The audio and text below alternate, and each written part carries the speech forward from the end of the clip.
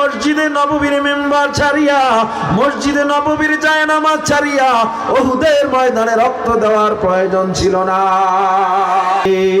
নামাজ বিহীন পরপারে কি ও মুসলমান, আমার কলবে একজন আছে, তিনি কে? এই নামাজের নাম খুশু খুশু।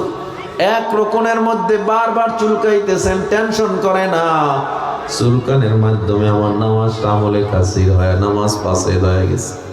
একদম টেনশনই নেই যে নামাজ গেছি গা। সেজদায় গিয়া পাও জাগায়া দিছে, 3 তাসবিহ পরিমাণ পাও যদি জেগে থাকে নামাজ শেষ। আমি নামাজ পড়ি, আমার পাশে এক মুরব্বী নামাজ পড়ে, বরিশাল বইয়া একটা মসজিদে। খুশু খুজুর একটা উদাহরণ দিতেছে আর কি।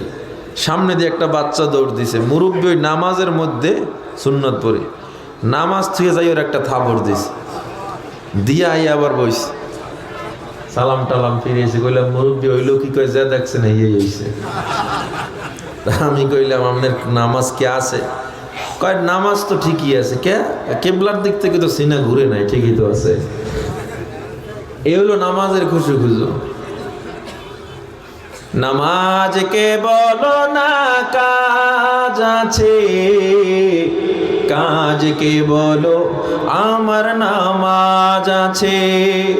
নামাজ কে বলো না কাজ আছে, কাজ কে বলো আমার নামাজ আছে। নামাজ বিহীন পরপারে কি জবাব দেবে তুমি প্রভুর কাছে? নামাজ কে বলো না কাজ আছে, কাজ কে বলো আমার নামাজ আছে। আর আমরা নামাজ রে বলি আমার কাজ আছে, আছে না নাই? কেমন মুসলমান রাত্র 3টার সময় বিশ্বকাপ ফুটবল ম্যাচ দেখার জন্য সজাগ হয়ে যায়, কিন্তু বান্দায়ার পরেও ফজরের নামাজ আদায় করে না, আছে না নাই? এর নাম মুসলমানিত্ব না, এর নাম পরিপূর্ণ ইমানদারিত্ব না। আল্লাহ কয় নামাজ পড়বি, ইবাদত করবি, ইখলাসের সাথে হতে হবে। রাজনীতি করবি, তাও আল্লাহর জন্য হতে হবে। রাষ্ট্র চালাবি, তাও আল্লাহর জন্য হতে হবে। কোন মানুষকে খুশি করার জন্য কোন মানুষের ইবাদত হতে পারে না। মান আহাব্বা লিল্লাহ, কেউ যদি কাউকে ভালোবাসে তাও হবে কার জন্য? ও আবগাদা লিল্লাহ, কারোর সাথে রাগ করবে তাও হবে কার জন্য? ও আতা লিল্লাহ, দান খয়রাত করবে তাও হবে কাকে খুশি করার জন্য? ও মানা লিল্লাহ, ফিরাবে তাও হবে আল্লাহর জন্য। ফাকাদ ইস্তাকমালাল ঈমান, সব যদি আল্লাহর জন্য হয় তখন আল্লাহ তাআলা তোমার এই আমলকে পরিপূর্ণতা দিয়া ইস্তাকমালাল ঈমান, ঈমানেও পরিপূর্ণতা দিয়ে দিবেন। বেশ কমান ভাই, এই ইয়াতে বেশ কমান, ডুমডুম শব্দ হয় কি লেগে, এগুলো কমান। তাহলে আমরা কি বুঝলাম? নামাজ আমরা পড়ি, অথচ নামাজের মধ্যে খুশু খুশু নাই। আল্লাহ কয় ইবাদত চলবে না, এই ইবাদত কাজে লাগবে না। ঠিক আছে, নামাজ পড়ে, রোজাও রাখে, হজ করে, যাকাত দেয়, পর্দাও করে, একটু সমস্যা কয় কি? কয় সুদ খায়। কি খায়? কোনো কিছু আর ঠিক আছে না? সব গেছে।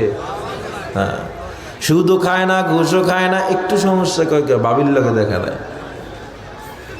অনেকে তো এটারে বেপরদাই মনে করে না। আমাদের এই অঞ্চলে, দক্ষিণ অঞ্চলে এরকম মানুষ নাই যে বাবিরে দেখা দেয়? আছে? মামিরে দেখা দেয়, চাচিরে দেখা দেয়, এটা কোনো গুনাই মনে করে না। নামাজ ফরজ করেছেন কে?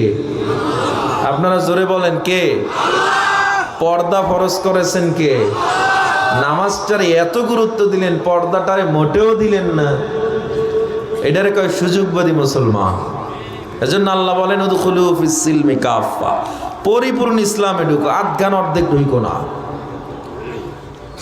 অনেকে আবার আছে নামাজ পড়ে, রোজা রাখে, হজ, যাকাত, পর্দা সব ঠিক আছে, তাহাজ্জুদ পড়ে, আওয়াবিন পড়ে, ওর মতো আল্লাহওয়ালা কেউ নাই। কিন্তু যখন ময়দান থেকে জিহাদের জন্য ডাক দেওয়া হয়, আল্লাহর রাস্তায় জীবন দেওয়ার জন্য ডাক দেওয়া হয়, নবীর পক্ষে যখন স্লোগান দেওয়ার জন্য, আল্লাহর রাস্তায় জীবন দেওয়ার জন্য ডাক দেওয়া হয়, তখন আমি জায়নামাজ লাইছে আল্লাহরে কইতেছে এতেই হবে। আছে না নাই? তোমার যত ইবাদত, আল্লামা ইবনে মাসউদ বলেন ওই প্রত্যেকটা ইবাদত আল্লাহর দরবারে তখন মুনাফিক হিসাবে ইবাদত লেখা হয়। মুনাফিক। জিহাদের বিধান ফরজ করেছে কে? জোরে বলেন। নামাজ ফরজ করেছে কে? জিহাদের আয়াত বেশি না নামাজের আয়াত বেশি? জিহাদের কথা বলছে, অথচ যায় নামাজে বয়া বয়া যদি আল্লাহরে ডাকা হয়, যায় নামাজে বয়া বয়া যদি দিন ইসলাম কায়েমের জন্য কথা বলা হয়, তাইলে ইসলাম কায়েম হয়ে যাবে। খবরদার মুসলমান, না না, ময়দানের কাজ ময়দানে গিয়া করতে হয়, জায়নামাজের কাজ জায়নামাজে করতে হয়।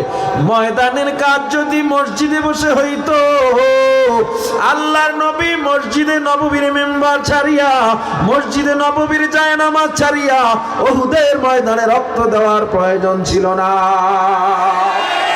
এর দ্বারা প্রমাণ হয়ে যায় ময়দানের কাজ ময়দানেই করতে হয়, আর ইবাদতের কাজ জায়নামাজেই করতে হয়। ঠিক কিনা জোরে বলেন? আপনি যত বড় আলেম দাবি করেন, যত বড় আল্লামা দাবি করেন, যত বড় মাওলানা দাবি করেন, অন্তরে মুনাফিকি, রাষ্ট্রীয় পর্যায়ে ইসলাম আপনি চান না, আপনি মুনাফিক। কারণ ইসলাম আপনাকে তৃণমূল থেকে রাষ্ট্রীয় প্রত্যেকটা পর্যায় পর্যন্ত চাইতে হবে, এটাই প্রত্যেকটা মুসলমানের তামান্না। হ্যাঁ, জিহাদ এখন নাই। আল্লামা ইবনে মাসউদ বলেন, যখন জিহাদ নাই, জিহাদের জন্য অন্তর প্রস্তুত রাখলেও জিহাদের সওয়াব পাওয়া যায়। কি হবে আলেম হয়ে ইমাম সেজে সমাজেতে, পারো যদি সত্য কথা উচ্চ স্বরে না বলিতে। চাকরির ভয় করো যদি ছেড়ে দাও ওই না গদি, চাকরির ভয় করো যদি ছেড়ে দাও ওই না গদি। কি হবে ধোঁকা দিয়ে আল্লাহকে, কি হবে বেঁচে থেকে অযথা বিদ্যা শিখে, যদি না গড়তে পারি শোষণবিহীন সমাজটাকে। কি হবে বেঁচে থেকে, কি হবে শেষ নবীজির উম্মত বলে দাবি করে, যদি এই নবীর চেয়ার কাদিয়ানীরা দখল করে। কাদিয়ানী মুসলমান না কাফের? আর জোরে বলেন। আল্লাহ নবী বলেন, আনা খাতামুন নাবিয়্যিন লা নাবিয়্যা বাদি, আমি শেষ নবী, আমার পরে আর কোন নবী আসবে না। আল্লাহর নবীর খতমে নবুয়তের উপর আক্রমণ করেছে কাদিয়ানী। 53-54 বছর পর্যন্ত এই বাংলায় কত আন্দোলন করলাম, কত সংগ্রাম করলাম, কাদিয়ানীকে রাষ্ট্রীয়ভাবে কোন সরকার কাফের ঘোষণা করে না, আমাদেরকে বারবার ধোঁকা দিয়েছে। মুসলমান হিসাবে তাদের প্রত্যেকের উচিত ছিল সরকার রাষ্ট্র গঠন করে কাদিয়ানীকে কাফের ঘোষণা করা। তারা আমাদেরকে মিথ্যা বলি দিয়া ক্ষমতায় আইসা তারপরেও মুসলমানের অন্তরের অনুভূতির প্রতি সম্মান দেখায় না। এমন মুনাফিকদেরকে আর আমরা ক্ষমতায় দেখতে চাই না। আমরা দেখতে চাই এমন শাসক দেখতে চাই যারা ধর্মীয় মূল্যবোধের প্রতি রেসপেক্ট করবে। ঠিক কিনা? কাদিয়ানী মুসলমান না কাফের? আরো জোরে বলেন, মুসলমান না কাফের? এটা কি আপনাদের সন্দেহ হয়? শুনেন, আল্লাহর নবীর নবুয়ত যদি না থাকে, নবীর মূল্য কই? নবীর নবুয়ত যদি না থাকে, নবীর মূল্য কই? হ্যাঁ, নবুয়ত দিয়া মানুষ হিসাবেই তো নবীর সম্মান আল্লাহ বাড়াইছেন, কিন্তু নবুয়তি দিয়া সম্মান কমছে না বাড়ছে? এবং তিনি শেষ নবী, তিনি আইন প্রণেতা, তিনি যা করেছেন শরিয়া প্রত্যেকটা মুসলমানের উপরে এগুলো আল্লাহ সাথে সাথে আইন করে দিয়েছেন। এখন এই নবীর খতমে নবুয়ত নিয়ে যদি কেউ প্রশ্ন তুলে, তার মানে নবীর অস্তিত্ব নিয়ে সে প্রশ্ন তুলেছে।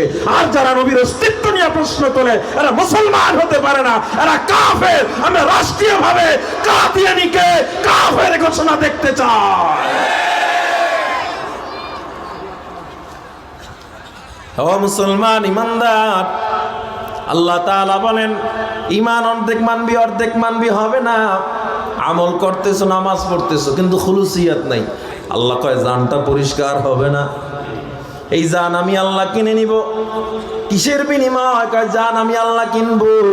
জান্নাতের বিনিময়ে কেমন জান, যে জানের মধ্যে ইবাদত আছে। কি ইবাদত? নামাজ আছে, রোজা আছে, হজ আছে, যাকাত আছে, পর্দা আছে, অন্যায় নাই, লুটতরাজ নাই, চাঁদাবাজি নাই, খুন নাই, ধর্ষণ নাই, সুদ নাই, ঘুষ নাই। এই জান আমি আল্লাহ কিনবো, তবে ওই জানের ইবাদত গুলো ইখলাসের সাথে হতে হবে। অর্ধেক মানবা, অর্ধেক মানবা না, হবে না।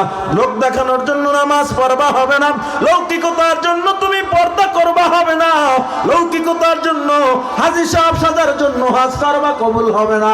রোজাদার যেন মানুষ বলে এজন্য রোজা রাখবা, কবুল হবে না। ও বান্দা, তুমি যদি দান করো মানুষ যেন দানবীর বলে, এই জন্য দান করলে দান কবুল হবে না।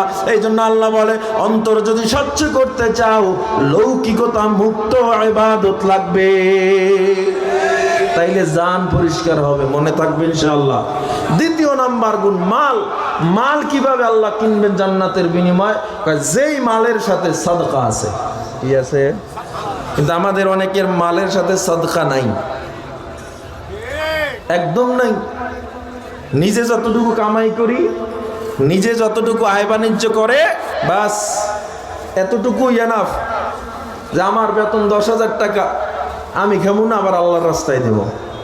অথচ আল্লাহ বলেন, যেই মালের সাথে সাদকা আছে এই মাল আমি আল্লাহ কোটি কোটি গুণ বরকত বাড়ায় দিই।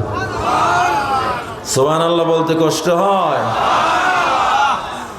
যেই মালের সাথে সাদকা আছে ওই মাল আল্লাহ জান্নাতের বিনিময়ে কিনে নিবেন।